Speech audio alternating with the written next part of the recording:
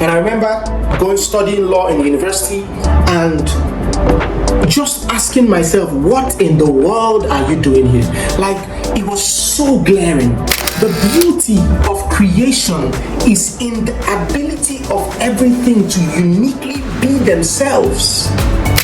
And we need to come to that place where we are comfortable with not being the best in everything, where we are comfortable with not being cut out for everything. Listen, there's something in you that is only acknowledged when you succeed. Right? I would rather take the risk to answer the beckoning in my spirit than resign to the pressure of my surroundings. Is that you have to defeat the autocracy of religion and its desire to fit everybody inside a box of similarity and uniformity. Because everyone pretends in church. Everyone pretends. Even till now, we've not even really done the honeymoon. Not shut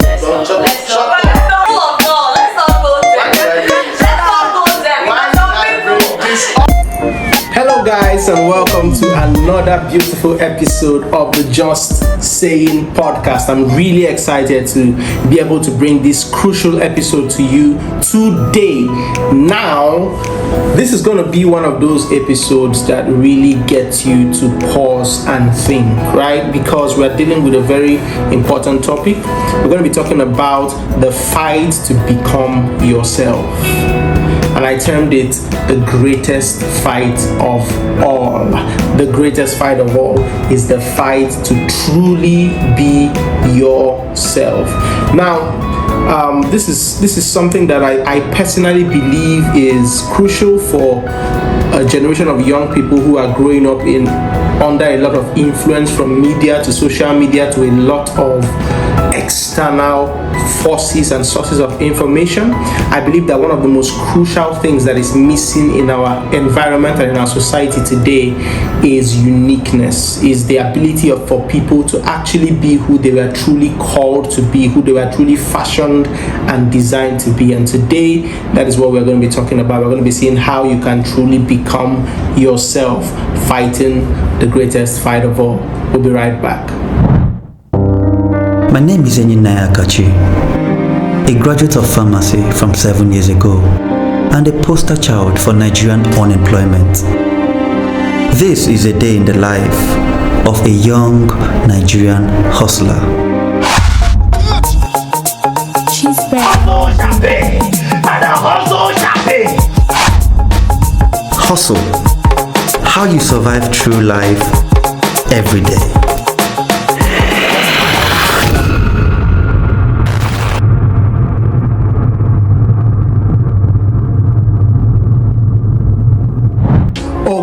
Welcome back, and today we're going to be discussing this crucial topic, the fight to be yourself, the greatest fight of all. The fight to be yourself, the greatest fight of all. As I often do, I will start with a story. I will start with a very interesting story. I remember back in the university, I happened to be a student leader in one of the Christian organizations in school, and I was the leader, I was the president of the organization. And I remember distinctly when I first became a part of the executive in that fellowship. I remember that one of the recurring comments about me was how different I was. It often was because of the way I appeared, the way I dressed, the way I walked, the way I went about my life was a little bit different than most. And the fact that I was different often caused people to question my genuineness. People questioned my salvation. People questioned if I was truly a believer in Christ. People questioned all kinds of things just because of some external observations that they had. And I remember it not mattering so much to me because within I knew who I was. However, as I rose in position and rank in that organization and became the president, I remember distinctly the pressure to conform becoming so strong because of the constant back talks and all of the things that kept happening. And I remember this was a very conservative organization, so I mean things like even wearing the a jean trouser was frowned upon. It was that bad, right? And I remember I would come in with my face cap, with my jean trousers or a three-quarter short or something, just some random stuff, and it would often cause such a stare. And I wonder, what what is it about this that is so important, right? So I remember after a while deciding to just, I used to carry a very big afro hair then, like a really, not even what I have now, a really, massive afro, and all of these things were constant topics of discussion. And I remember just stopping one day and saying, I'm tired of all of this attention, all of this negative attention. Now, to be fair, not everybody had a negative reaction to this, but sometimes when you sit in that space, the negative feedback seems more overwhelming than even the positive and the neutral. So I became so overwhelmed that I decided I was going to change. I changed in the space of 1 week. I changed my hairstyle, changed my dress sense, changed everything. I literally changed myself under the space of 1 week, and then I just said, okay, this is what you want, this is what it's going to be, and I just kept moving. And I remember a month into my transformation, I found that a lot of things were off in my life. I found that my relationship with God was struggling. I found that my creative center was impaired. I found that just a lot of things that often come naturally to me were missing, and I was just struggling to just do some of the most basic things as a leader that I would often do. I was struggling to give the right response to people, where I would usually just in a carefree manner just jokingly calm people down, and then try to pass a message that was very impactful. I found I was not trying to be serious, and I was trying, and a lot of things, and I found that something was off. Something had gone off the rails, and it was affecting every other thing in my life. And after a lot of introspection, I figured out that the changes I had made, the drastic changes I had made, had thrown something off in my life that affected every other thing, from my creative to my spiritual to my physical to my mental, and something was just wrong. After struggling with this for a few months, I decided, okay, I'm done with all of this, and I just allowed myself to truly be myself, and just allowed myself to experience life in the way that came uniquely to me, in the way that just came naturally to me. And when I reverted back to the things that were my natural instinct and my natural inclinations, every other thing again began to work together, and I found myself blossoming again and becoming the leader that I originally was, and even a better version of myself, because I had learned a very important lesson.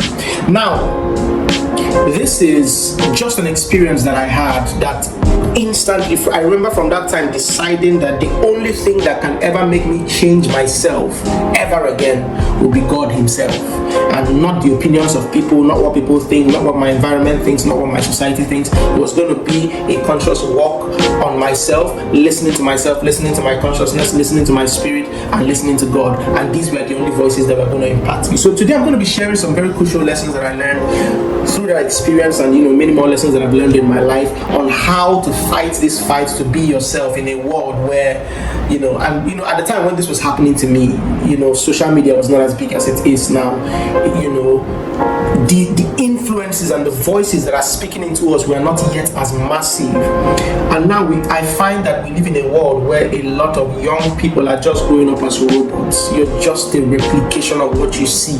You're not digging into defining who you truly are and tapping into the intricate, unique, and beautiful sources that God has placed within you that enables you to become the truly best version of yourself.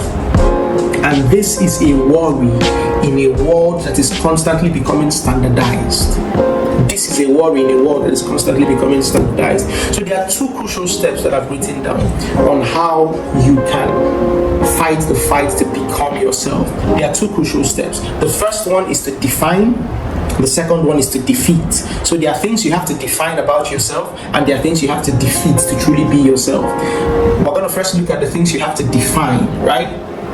What are those things? How do you truly define yourself? Who am I?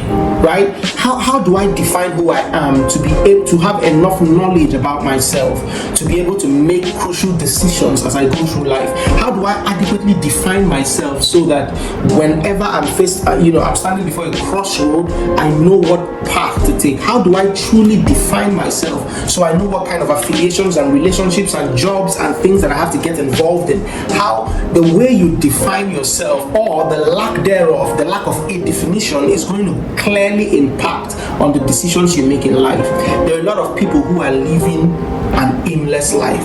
Wherever the wind just blows them, they just jump on any opportunity to make money. They're just focused on the next meal, the next thing, the next trend, the next, and it's just about the next thing. And at the other end of your life, when you've lived 50, 60, 70 years, you look back and you don't know what you've used your life to do, because you are focused on being relevant, you are focused on being known, you are focused on being famous, you are focused on being seen and heard, and you are focused on surviving, that you spent so many years wasting the unique resources that have been placed within you. So how do you define yourself? And there are four steps, four kinds of definitions, or four sources rather of definitions for yourself that you must tap into. The first one that I often talk about is that you have to define yourself from a transcendental source, a source that is higher than you, a source that transcends you. Now, why is that important, and why is that the most primary source of definition? The reason is because if you are honest with yourself, you would know that we are not really a very good source of definition, right? I'm not a very good source to define myself. Why is that?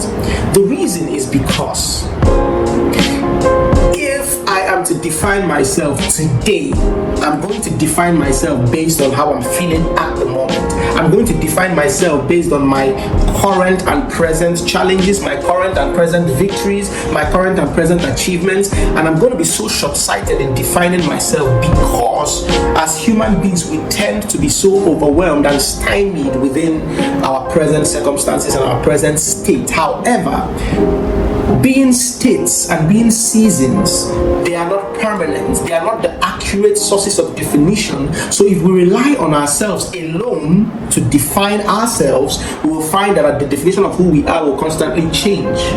When I'm depressed, my definition of myself is not very, very glowing. Right? When I'm depressed and I feel that I have failed in different situations, I define myself as a failure. I define myself, as a no good. I define myself as a disappointment, because at the current time, that is how I'm feeling. However, if I define myself from a transcendental source that is external to myself, but that can be trusted to tell the truth, then irrespective of how I feel, I know who I am. Irrespective of what I am currently facing, I know who I am. Right? And I'm able to superimpose that definition on my current circumstances. That way I'm able to cope with life. The reason why so many of us, spiral into a deep depression that just keeps taking us, deeper and deeper and deeper till it consumes us, and you find a lot of people becoming suicidal, is because we have failed to define ourselves from a source that is transcendental to us. And so we are frustrated by all the other things that are constantly defining us, and this can become a real problem. So how do we define ourselves from the source that is transcendental to us? For me, I define myself from God, from the point of view of God, through the Bible, through His Son Jesus Christ. Because I'm a Christian, that is my source of definition. So I am who He says I am. I'm not who I feel that I am, right? I'm not who I think that I am. And I am so focused on what He has said about me. When Jesus came, He said, "It is written concerning me in the volume of the books." What that translates to us, if we were to apply that, is that there is something that has been said about us. There's something we can deduce about ourselves from the Word of God. There's something we can deduce about ourselves from our relationship with God. There are things, there are pictures that God has placed in our head about who He has called us to be, and those pictures have become so real that even if my present circumstance does not reflect that, if I have faith and believe that, I'm able to keep acting on the basis of that picture until I become that picture, right? So I remember recently, actually, I remember being so down. I was just so in this place where I was struggling, right? Things just weren't right spiritually, physically, financially. Everything was just a bit of a mess, and I was struggling in certain areas of my life, struggling at my work, struggling with so many things, right? And I just remember not feeling so wonderful about myself, not feeling like I was anything to be reckoned with. And I believe everybody to some degree goes through this imposter syndrome, where you feel like people see you this way, but like, are you really this guy that they see? And I remember just struggling with that, my self-worth and my self-perception. And within the space of a week or thereabouts, a number of people kept calling me, asking me for life advice, asking me for, advice about this, advice about that. And all of them kept making a statement. They kept saying, I was praying about this, and my spirit led me to talk to you. I was praying about this, and the Holy Spirit made me. I was talking about this, and God just keeps saying I should ask you, that you will have the answer. And whenever they tell me that, I'm like, I don't have anything to say to you. But whenever I hear that, I'm like, okay. And when I open my mouth, I see myself saying things that I'm like, I could have done with that advice, right? And so it becomes really interesting, the things that are within you that even you do not know. And if I define myself by myself alone, they're just things I can't achieve, because that's such a limited way to look at yourself. And when these people came to me, it painted a very clear picture to me that there's a way God sees me, there's a way I see myself, right? And the most powerful and effectual way to live my life is to act in accordance with God's point of view and not my point of view. That is my primary source of definition. And as long as I am comfortable with God's definition of who I am, and I have a personal and direct definition from Him, it does not matter what any other person says. It doesn't even matter what I say or what I think, because I know what and who I am. The second source of definition is that you define yourself from introspection, right? Define yourself from introspection, from a deep introspection. So after God is done speaking to us, the next best source of definition is yourself. Now remember that yourself and your feelings and your experience is not the primary source of definition. However, it is still a very powerful source of definition. So you have to come to that point where you ask yourself, who am I? Right? So God's point of view, God's definition of us is perfect. There are no imperfections, because He sees us as the ideal of who we should be. However, when we are done hearing from Him, we have to look within ourselves and ask ourselves, but truly, who are we? And this is where the imperfections begin to come out. But when we ask ourselves these questions, we should not be asking ourselves these questions from a place of self-judgment, from a place of putting ourselves down, right? This is us asking ourselves truthful, introspective questions. Who truly am I? Right? What are my strengths? What are my weaknesses? Right? And when I ask myself these questions, I begin to zero in on what my strengths are and build on those things. And I also begin to zero in on what my weaknesses are, and I begin to eliminate those things from my life. Now, I wrote down a few things here. I said we should focus on our strengths irrespective of how people make us feel about them. We should embrace our uniqueness and accept them instead of changing them. Right? So, and just to kind of throw light to what I just said about accepting our uniqueness, when we look within ourselves, because we live in a time where there's so much noise. You turn on Instagram and 1,001 people are teaching you how to dress, how to speak, how to dance, how to appear, how to conduct business. Too many people are speaking into you. The question is, have you spent time to look within yourself and find out what you are uniquely built for? Right? I remember growing up, and one of the things that I found that I struggled with so much was structure. I struggled so much with routine and structure. I found out that if you tell me, for instance, that I have to wake up every day by 4 a.m. and do so and so, or I have to every Tuesday by 1 p.m. do this, and every Wednesday do this, and every Thursday do this, once I feel my life is so regimented, I shut down. I noticed that I struggled so much with routine and structure. Now, a lot of people told me that was indiscipline, and to an extent it was, right? There was indiscipline somewhere in that mix. However, the more I tried to become this regimented, structured person as a way to shut down the negative voices, as a way to become the version of myself that I felt people expected to see, the more I lost myself.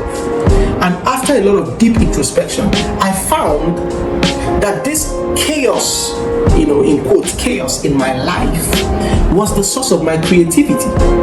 right? I'm a very creative person. I'm a writer, I'm a director, I'm a singer, I'm a producer. I do a lot of creative work. I draw.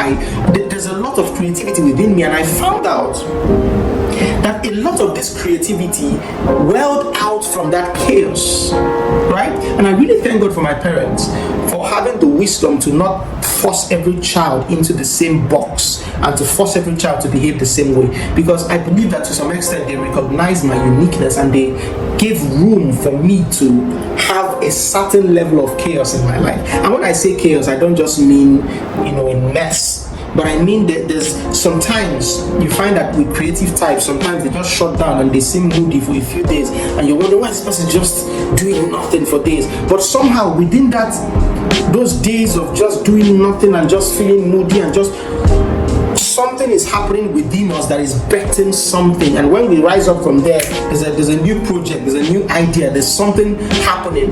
And if I continually shoot myself in the foot, if I continually condemn myself for those 3-4 days of being in that state of non-productivity, then I would never get to the place of productivity, or at least inspired productivity, right? So I found that, and basically, what is creativity? Creativity is just basically the ability to make sense out of nonsense. It's the ability to paint beautiful pictures with raw materials. It's the ability to fashion out something out of nothing. That is what creativity is. The Bible was talking about it in Genesis chapter 1, saying that the earth was without form and void, and the Spirit of God hovered over the surface of the deep. And I often see that as how inspiration is bettered, right?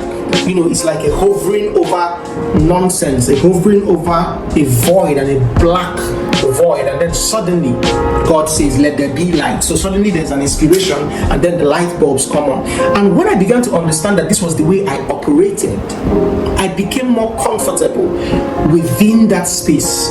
And then I began to learn how to put structures around my chaos, because you can't just have limitless chaos. You can't just have chaos that spreads everywhere at every time. I began to put structures around my chaos and learn how to properly manage my chaos, instead of killing it, instead of banishing it, instead of totally throwing it out of the window and trying to fashion myself into someone else. So we need to find out if the criticisms that we have are really points of indiscipline, or if they are your own form of chaos. Okay, so it's very important that you do this by a careful introspection and asking yourself the right kind of questions. The third source of definition is that you have to define yourself from your track record. Man, I don't know how else to say this, right? If you find yourself over a period of time going through certain experiences over a period of time, once you've gone through a period of time pursuing one thing or the other, if you look back, what you see laid bare on the floor is what we call a track record. It's a record of the things that you have easily prevailed in and the things that you have constantly struggled in. Now, oftentimes things that we constantly struggle in could be as a result of us not giving it our best. However, there are many times when you have given something your best and it just does not work. Perhaps you are not cut out for it. And we need to come to that place where we are comfortable with not being the best in everything, where we are comfortable with not being cut out for everything. Listen, you have just so much time to live here on earth, and if you spend all of that time doing everything, you will never stand out for one thing. You will never become known for anything. You will never become excellent. You will never fulfill the fullness of your potentials, right? So I remember going through, because I studied law, right?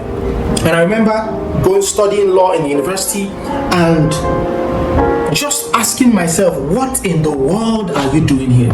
Like, it was so glaring. I was putting in so much effort, and yes, I did well academically, but growing up, I knew I was really smart, right? I was always the best in school, so it was like, well, not the best all the time, right? Let me not be like our parents that say, I was always first. But for a good portion, at least from my JSS 3 all the way to SS 3 in my secondary school, I was the best in my class, right? So I knew I was brilliant. brilliant. But I wondered why I was struggling with this. And I remember sitting down in class one day, and a number of my classmates were discussing, and I just listened to them, and we were just going back and forth. And people were talking about their ambitions in the legal profession. This person wanted to be a judge. This person wanted to be a senior advocate of Nigeria. This person wanted to become a magistrate in the first 6 years. This person, and the more everyone was just saying their opinions and their ambitions, I sat down and asked myself, what do you want to be within this profession? What? And I found there was no aspiration. The thought of being a judge, didn't work for me. Senior advocate of Nigeria, didn't work for me. All of these lofty ideals just didn't work. I had no desire whatsoever to be any of those things, but I found myself in this space. Now, if over a period of time you look at your track record and the things you've given your best to, because there will be a season of time in our life where we have to figure out what we are, right? And hopefully sooner for you, and not in the university when you made a decision of the course to study. Hopefully during your teenage years, while you're in secondary school, try a lot of things. And as you try different things, you are figuring out what are the things that I naturally excel at and what are the things that I just do not do well at. Instead of shoehorning yourself into those places because of expectations, why not just make peace with it? Perhaps you're not cut out to be a doctor. Ever thought of that? Perhaps you are not cut out to be a lawyer or an engineer or a tech person, because that's one of the things that is bringing now. Because tech is in vogue. Everybody wants to be a tech person. I'm not techie, right? I've always been a creative, and discovering that helped me pivot. Now, though I still am a lawyer and I still practice in some form, it helped me pivot most of my time and most of my resources away from that towards the things that came naturally to me. And I found myself flourishing in those spaces. I identified, for instance, filmmaking, and I discovered that this was something that I could study so much about. This was something I'm willing to study up to PhD level. These are the things that I'm passionate about. Now, if I constantly devote my time to those things, irrespective of what people say, what people think, we live in a society, in a world where, especially in Africa, in this part of the world, if you're not a doctor, engineer, lawyer, or right now a tech person, what are you doing with your life? Like, really? Like, what are you doing with your life? You only become relevant in any other part, like music or entertainment or whatever, or YouTubing or whatever else you want to do. You only become recognized as a success when you actually succeed. Other than that, the moment while you are building and growing, you're useless. And these are the voices that constantly speak to us. And we're not even talking about just consumption, right? The consumption that happens in this generation, social media. We're seeing all these pictures and we just want to become those things, but we've not asked ourselves, who are we truly? And these questions become very important, right? And the next source of definition is not by any means a primary source of definition. It is considering other people's opinions of you. Now, oftentimes the advice is, do not listen to other people's opinions. However, this is not 100% true. You should, to an extent, listen to the opinions of people that know you personally, and listen to the consistent opinions of these people over a period of time. So if the people that are closest to you, or at least that have some access to you to observe you on a daily basis, if a range of people, a large number of people have the same opinion about you over a period of time, then just maybe those opinions are correct. Now, when we figure out what those things are, we need to now sit down and ask ourselves, are these criticisms, or perhaps they're not even criticisms, perhaps they are, praises, perhaps they are, kudos about certain things in your life. But you have to sit down and vet them and ask ourselves, is this my chaos, or is this my indiscipline? Is this my chaos where I can flourish, where I can make something beautiful out of it, or is this just a sign of indiscipline and a lack of structure in my life? And when you figure that out, you have to now take steps to create from your chaos and to banish your indiscipline. Now, these are the four major sources of definition. The next thing that we must do to fight this fight, to truly become ourselves, is to focus on the things that we have to defeat.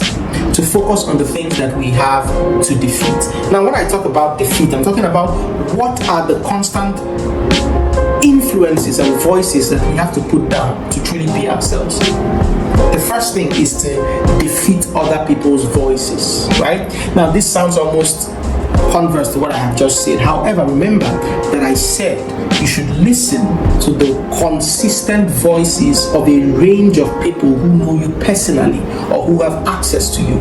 Other than these people, random voices of random people are of no value to you. Which is why the company that you surround yourself with becomes extremely important. If you surround yourself with genuine friends and family who will tell you the truth, there's just so many people who want to do stuff. For instance, we're in this space now where everyone wants to make skits, right? Everyone wants to make skits on social media because Brain Jota is doing it, because Sabinus is doing it, and everybody wants to just make content, make skits, make this. And sometimes I watch some things and I'm like, don't these people have friends? Don't they have people telling them, bro, this is trash? This is just absolute trash. Focus on something else, right? Like, if you truly have people around you who are genuine, who are truthful, it's easier for you to listen to them. But other than these people who you have vetted over time and trusted over time, the random voices of random people are absolutely of no value to you. You have to defeat those voices. Why do you need to defeat those voices? Because oftentimes, especially in the social media generation, we find a lot of young people believing the things that they see in the comment section. Now, let me tell you the gospel truth. People will praise absolute nonsense to the high heavens and criticize value on social media. Don't believe random voices of random people. You have to defeat those voices. They are of no value to you. They add absolutely nothing to you, right? So you have to defeat the voices of random people and surround yourself with the right people. The second thing that you have to defeat is that you have to defeat the voices of your background, your family, and the circumstances of your birth. Now, I need us to understand one thing that is crucial. You were born to be who God called you to be. And how do you figure out who God called you to be? You figure that out by your relationship with Him. You figure that out through His Word. But you also figure that out through a deep introspection of the things that He has naturally placed in you. Your inclinations, your passions, the things that you naturally are drawn to. All of these things are signs to what God has called you to be. And that is all you are called to be. Refuse the temptation to become something simply because it's the desires of your parents, simply because it is the expectation of your surroundings, simply because that is all that the circumstances of your birth offers you. Listen to me. If God has placed something within you that is so powerful, that is beckoning to you consistently, then trust me, there is a path to get there. Irrespective of what you are faced with, irrespective of the limitations that you are born with, irrespective of the challenges and the things in your surroundings that tend to limit you, and those voices, right? So they tell you that people from your village never become this, and people from here never become this, and all of these voices constantly speaking to you from your family, even if it is your parents. There's something in you that is only acknowledged when you succeed. There's something in you that is only celebrated when you succeed, but you have to dare to try. I would rather try and fail than not try at all. Right? I would rather take the risk to answer the beckoning in my spirit than resign to the pressure of my surroundings. That's just me. And that is also my advice to you, right? Defeat the voices of your surroundings, your family, and the circumstances of your birth. Nothing that presently plagues you is powerful enough to stop you. You have to hold on to the definition of who you are so tenaciously that no matter how much pressure life brings to you, you can still persist on that path. Very few people end up becoming what they've always wanted to be. But trust me, everyone can, but not everyone does. The difference is your ability to fight this fight to truly become yourself. Or are you going to resign to become molded by the things that life throws you? And the last thing is that you have to defeat the autocracy of religion and its desire to fit everybody inside a box of similarity and uniformity. You have to defeat the autocracy of religion, right? I am a Christian. I have devoted my life to walk a walk with Christ, but that walk that I have with Christ is not a religion. Which is why no two Christians are the same. Which is why no two Christians should be the same. Now the principles, now the values should be the same, but the way we express it, the way we walk it, the way we live it out will not be the same. The values are the same. The mandate broadly is the same, but the branches of that mandate are different. Right? So we are all going to get to that place through different means, through different forms of expression. Now the problem with religion is that religion seeks to standardize humanity. It seeks to make everyone the same. It seeks to make everyone absolutely forced into this box of uniformity and similarity. And when that happens, this is the reason why in so many places the church is such a boring place to be. Because everyone pretends in church. Everyone pretends. Everyone comes into church and becomes what everyone expects them to be. And because of this, it's killing the ability for us to be instrumental and powerful in the hand of God to reach the world. It kills our ability to better humanity. It kills our ability to contribute effectively as a church to help mankind, because religion seeks to standardize man. If you truly want to fight this fight to become yourself, then you cannot give in to the voice of religion. You have to make sure that you take your time to learn the voice of God and the voice of your spirit. If you've learned the voice of God and the voice of your spirit, irrespective of whose opinion it is and how elevated that person's opinion has become, even if it has been elevated to become doctrine, you know who you are. Remember defining yourself from a transcendental point of view, and you know who you are by defining yourself from deep introspection, and you know who you are by defining yourself through the lens of your track record, and you know who you are by listening to carefully vetted criticisms about yourself. You know who you are. You know what the value of what you have is. And so you are able to persist on the path that you are called to walk. And you do not cower into the bullying of religion and the bullying of viewpoints. My stance is simple. I listen to God. I take my instruction from His word. Anything outside that, I'm not interested in. And I never would be interested in. No matter how it's couched, no matter from whom it comes. I have to fight the fight to truly be myself. Because it is in being myself that I offer the world my best. It's in being myself that I offer the relationships that are attached to me my best. It's in becoming truly myself, who I've been called to be, that everything attached to me benefits. You ask yourself, why is it so important to fight this fight? Then you have to ask yourself, why does God infuse so much uniqueness into the world? Just look around at the world. Look at the fact that every human being, over 7 billion people upon the earth, have a different thumbprint. Our DNA is unique to us, right? Our eye color, everything is unique. Look at nature. Every plant has different species. Flowers have different species. Look at different races. Look at different accents. Look at different languages. The beauty of creation is in the ability of everything to uniquely be themselves. Why do we enjoy traveling? Because we want to meet new people, experience new weather, experience new things, new food. There's something different. Now, why would you deny the world the uniqueness that is in you? Right? If the uniqueness that is in you is missing from the batter that makes up this world, then the food will not just taste right. And the last thing that we have to defeat is the voice of standardization that comes from social media and from other forms of media.